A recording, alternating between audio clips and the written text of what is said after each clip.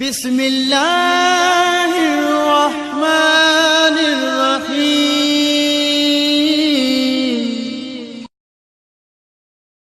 أعوذ بالله من الشيطان الرجيم بسم الله الرحمن الرحيم الحمد لله رب العالمين الصلاة والسلام على أشرف الأنبياء والمرسلين وآل بيت الطيبين الطاهرين المعصومين अम्मा बाद बिस्मिल्लाहिर्रहमानिर्रहीम। मोहतरम नाज़रीन अस्सलामु अलैकुम वरहमतुल्लाहि वबरकातुहू। मोहतरम नाज़रीन, पंहिंजी गुफ्तगू खे अॻिते वधाईंदे फ़िक़े जे बारे में ॾहों दर्स खणी तव्हांजी ख़िदमत में हाज़िर थियो आहियां। मोहतरम नाज़रीन, पंहिंजी गुफ्तगू तक़लीद जे मसइलनि जे बारे में हली रही आहे। अॼु जेको तक़लीद जे मौज़ू ते इंशाअल्लाह पंहिंजो इहो आख़िरी दर्स हूंदो। इन खां बाद में तहारत जा मसइला बयानु कंदासीं। कंहिं मुज्तहिद जी फ़तवा हासिल करण जा 4 तरीक़ा आहिनि। पहिरियों, ख़ुदि मुज्तहिद खां उन जी फ़तवा ॿुधे, ख़ुदि मुज्तहिद खां ॿुधणु, या उन शख़्सी मुज्तहिद जे क़रीब वेठल आहे, या उन वटि जेका अहिड़ो को राब्तो आहे, डायरेक्ट मुज्तहिद खां पुछी सघे थो। मतिलबु उन हासिल करण जो पहिरियों इहो तरीक़ो। ॿियो जेको आहे, अहिड़ा 2 आदिल अशख़ास खां ॿुधणु जेकी मुज्तहिद जी फ़तवा बयानु कनि। ऐं टियों, मुज्तहिद जी फ़तवा अहिड़े शख़्स खां ॿुधणु जंहिंजे कौल ते इंसान खे इत्मिनान हुजे त इहा जेका आहे फ़तवा हासिल थी वञे। ऐं चौथों जेको आहे, मुज्तहिद जे किताब मसलन तोज़ी मसाइल मां पढ़णु, इन शर्त सां उन किताब जे सिहत जे बारे में इत्मिनान हुजे त किताब सही लिखियलु आहे। ऐं हिकु मसइलो आहे, जेसीं ताईं इंसान खे यकीन न थिए त मुज्तहिद जी फ़तवा बदिलजी चुकी आहे त हू किताब में लिखियल फ़तवा ते अमल करे सघे थो। ऐं अगरि फ़तवा जे तब्दील थियण जो एहतमाल हुजे त उन जे जेको जाखोड़ वग़ैरह करणु ज़रूरी कान्हे का, बल्कि उन ते जेका आहे फ़तवा ते अमल करे सघे थो।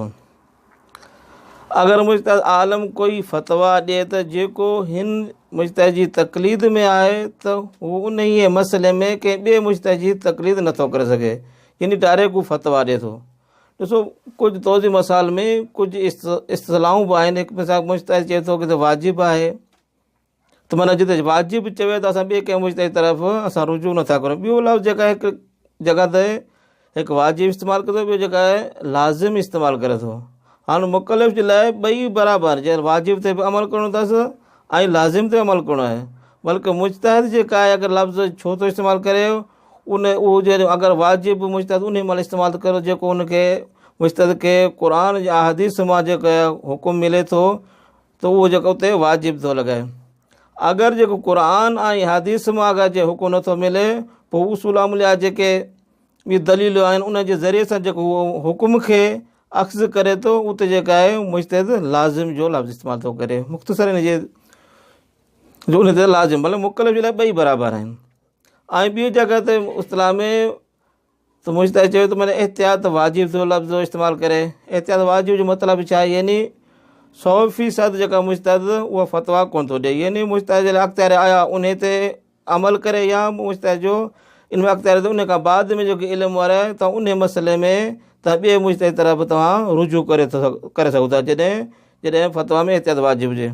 ऐं बाद मक़ाद माल इश्काल आहे, या छा उहो इस्तेमालु करे थो लफ़्ज़, त उहो बि जेका इन जो बि साॻियो मसइलो आहे। अगरि उन मसइले में असां कंहिं ॿिए मुज्तहिद तरफ़ असां रुजू करे सघूं था। ऐं बाद जॻह ते मुज्तहिदीन मिसाल फ़तवा ॾियण खां बाद में अगरि लफ़्ज़ एहतियात जो इस्तेमालु करे थो, त मसइला को मुज्तहिद चयो बाबा मिसाल त ॾियूं, अगरि मुज्तहिद चवे बाबा हिकु बर्तन खे कुर पाणी में हिकु धोइण सां पाक थी थो वञे, माना एहतियात इन में आहे त इन खे 3 दफ़ा धो थो वञे, त अहिड़े एहतियात खे एहतियात मुस्तहब था चवनि। यानी अगरि एहतियात मुस्तहब था चवनि, यानी अगरि मुस्तहब खे तर्क कंदासीं त असां तर्क करे सघूं था, यानी असां थांव खे हिकु दफ़े धोइण सां हू पाक थी थो वञे। अगरि जेको एहतियात मुस्तहब आहे उनखे 3 दफ़ा धो थो वञे। अॼु जी गुफ़्तगू पंहिंजी पुॼाइण ते पहुती, इंशाअल्लाह वरी तव्हांजी ख़िदमत में हाज़िर थींदासीं। वस्सलामु अलैकुम वरहमतुल्लाहि वबरकातुहू।